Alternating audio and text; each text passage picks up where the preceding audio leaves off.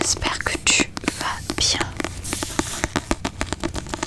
Aujourd'hui, avec l'accord de Laurie Pires, je crois que ça se dit comme ça, sinon Laurie ne me tape pas. Sinon, son pseudo Wattpad c'est by Lo PRS. Donc avec son accord, aujourd'hui, je vais te lire le chapitre 7 du tome 1 de Œuvre d'art.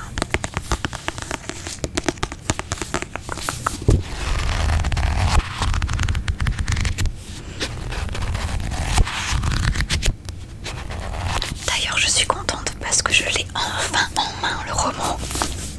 C'est tellement génial d'avoir un roman en main qu'on a adoré lire sur internet, je vous jure, c'est trop bien. Donc sinon, pour en revenir au chapitre 6 de Œuvre d'art, dans le chapitre 6, Simon a rendu visite à James chez lui, sauf que James avait la gueule de bois, puisque je rappelle que dans le chapitre 5, James a été en soirée et c'est là où avec Charlie ils se sont rapprochés. Mais je crois que d'elle, il ne connaît que son prénom. Il ne connaît ni son âge, ni son adresse, ni son numéro, ni quoi que ce soit. Et je crois que d'ailleurs, Simon se moque un peu de lui.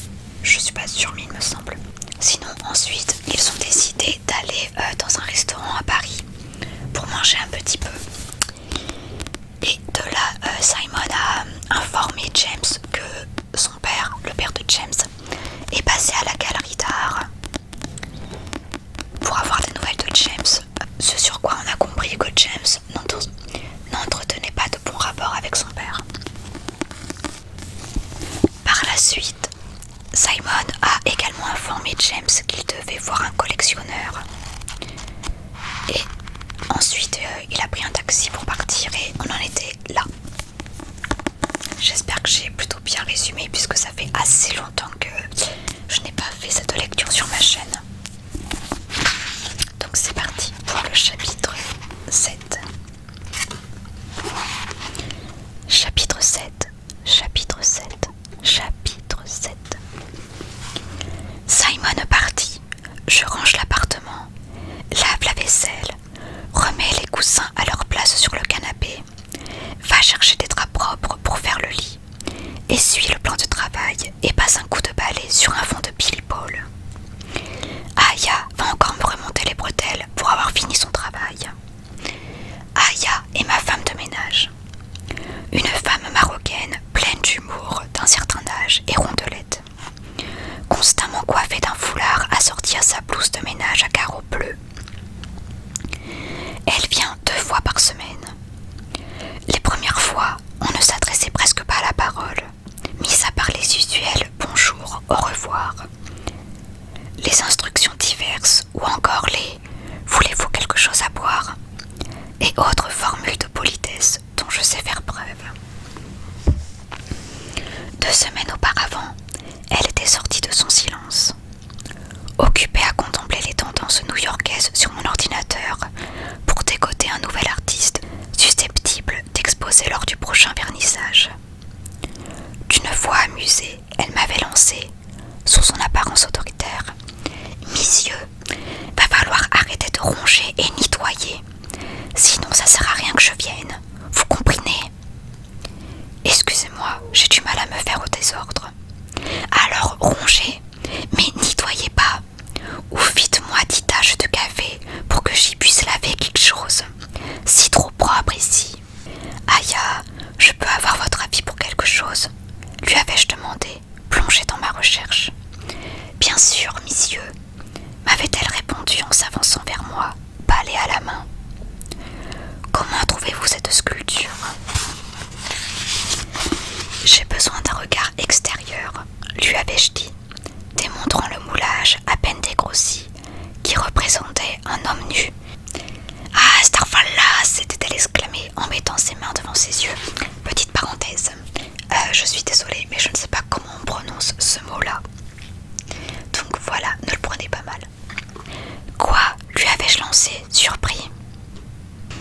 Messieurs, j'ai pas eu le temps d'y tailler, mais les ici sous vos statues là, faut arrêter avec ça. Je m'étais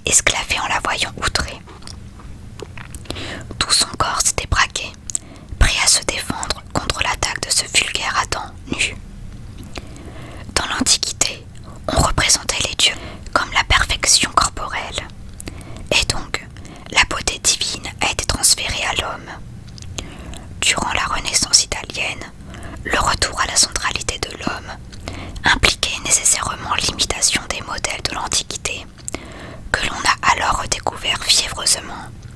Lui avais-je expliqué en douceur pour qu'elle comprenne. Eh bien, lit italien, il lit antiquaire, on lit idée farfalou. Si dit sacré couchon, avait-elle ricané en me mettant un coup de torchon amical sur l'épaule. Adam et Ève étaient nus aussi dans le jardin d'Éden. Dans l'art, il est important de faire renaître les passages bibliques où la Genèse est omniprésente. Le nu est très artistique. Même le corps humain est une œuvre de Dieu. Lui avais-je certifié avec le sourire. Dans l'islam, Adam et Ève n'y sont pas montrés. Je comprends. Quand on voit la représentation caucasienne de Jésus, aucun saint ni prophète n'y est représenté. Non, jamais. Et encore moins les miséricordieux. Si Aram Subnallah m'avait-elle affirmé en fermant les yeux. Encore une fois, je suis désolée. Je ne veux froisser personne. Je ne fais que lire ce qu'il y a dans le roman. Voilà.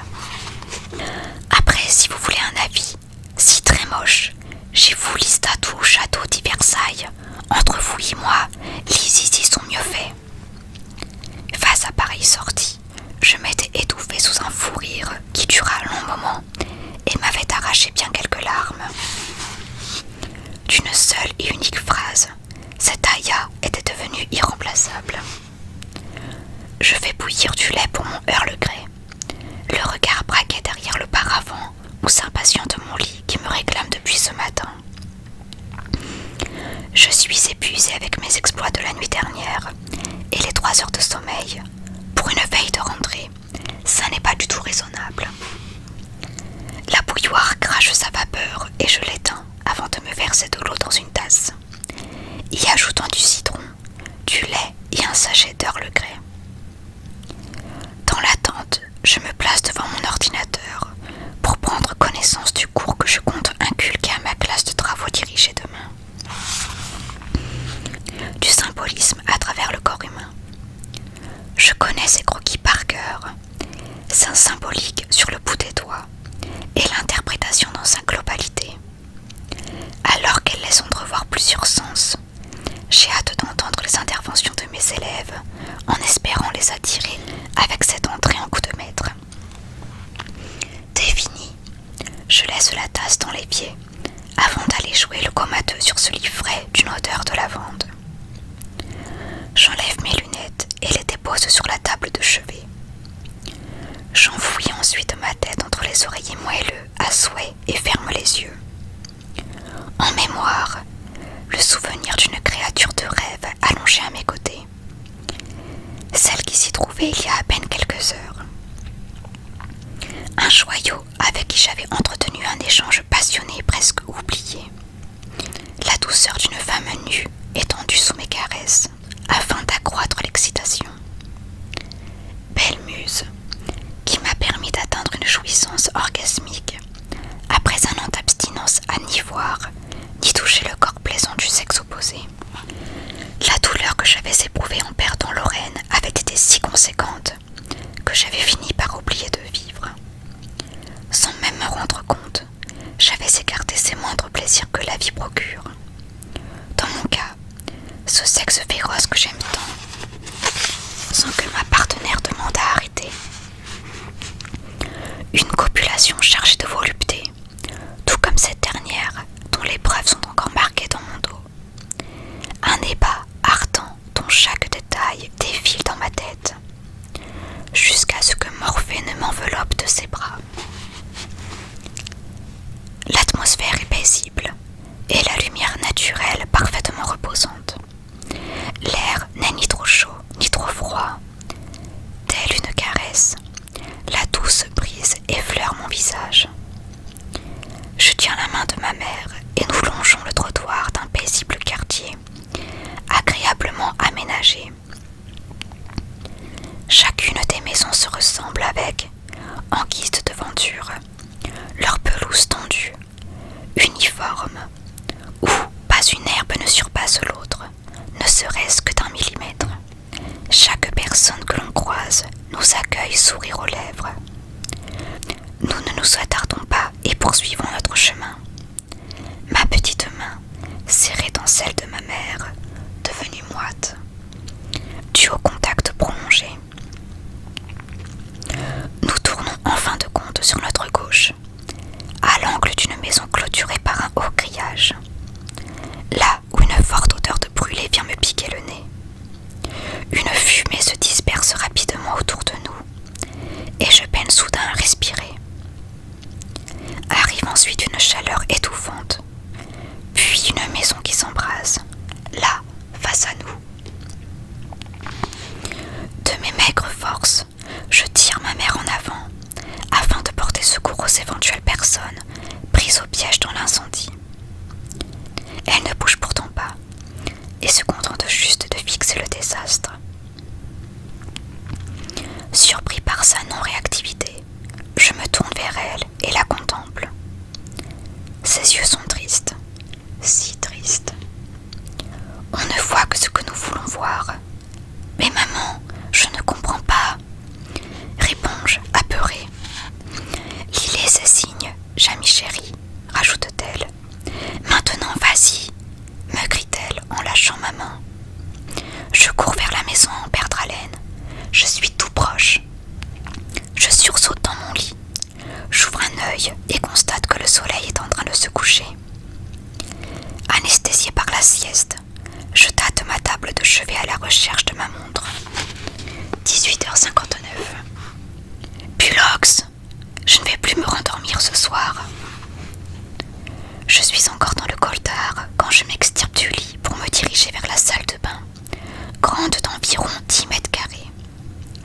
La pièce d'eau se compose d'une douche ouverte design avec une seule vitre, carrelée de couleur noire, d'une baignoire qui se tient au milieu de la pièce et de 2 lavabos posés sur un meuble en bois.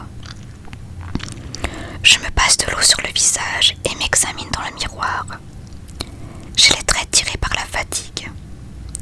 Revoir ma mère de façon si réaliste me procure une étrange sensation, voire des frissons. Même sa voix n'a pas changé, alors que je me remémore chacun de ses mots. De quelle signification me parlait-elle? L'incendie. Je crois me rappeler qu'il désigne un changement. Merci le rêve, tu ne m'apprends rien. Nouvelle ville, nouveau travail, nouvelle amende. Si ça, ce n'est pas du changement. Mon ventre se met à gargouiller pour m'aviser qu'il est temps que je pense à me nourrir. Je commande des sushis. J'entends mon portable vibrer. C'est Simon qui m'envoie un message. Bien arrivé, Casanova.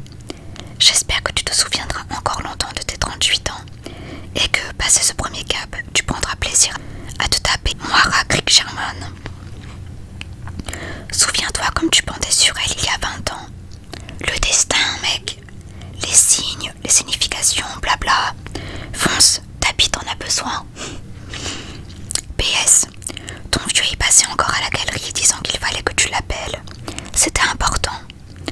Je t'embrasse sur une de tes fesses préférées, la droite. Pour plus de plaisir sur les deux, enfoiré, je t'appelle bientôt. Je lui réponds du tac au tac. Merci du message. Non, sans façon, t'embrasse mal. C'est ta mère qui me l'a dit. Bye. Va te faire enculer. Je repose mon portable et éclate de rire alors que je prends peu à peu conscience du message que m'a fait parvenir Simon. Mon père, qu'avait-il de si important à me dire après 1 an sans nouvelles? Je décide de composer son numéro et de l'appeler.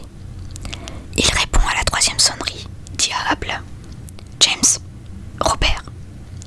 Je suis passé plusieurs fois à la galerie. Je n'aurais pas appelé sinon. Que veux-tu pour déranger toute l'équipe? Tu ne devrais pas le prendre sur ce ton.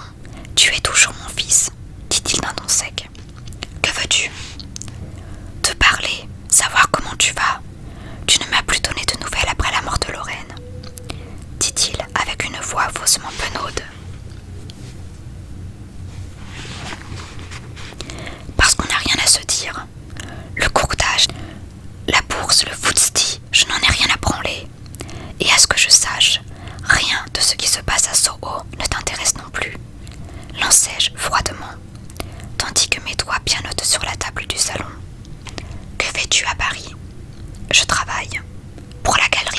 Non. Tu as un petit frère, James, me lance-t-il de but en blanc. Pardon. Emma a accouché il y a 2 semaines d'un petit garçon, Jacob. C'est pour ça que tu m'appelles. C'est tout de même ton frère, je voulais te tenir au courant. Si je ne te considère plus comme mon père, ce petit n'est pas non plus mon petit frère. Excuse-moi, mais j'ai affaire. Que ton enfant se porte bien et que son géniteur ne l'élève pas. Il aura un meilleur avenir comme ça. Au revoir, Robert.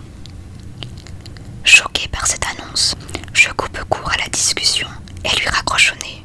Un petit frère, avec 38 ans d'écart. Je suis dépitée et je serre les dents, alors que des larmes me montent aux yeux et embuent ma vision. Je pense à maman qui aurait été anéantie. Cependant, cet enfant est là parce que sa femme n'est plus de ce monde. L'aurait-il fait s'il avait encore été avec elle? Maman, que voulais-tu me dire dans le rêve? Un changement? Mon portable vibre de nouveau.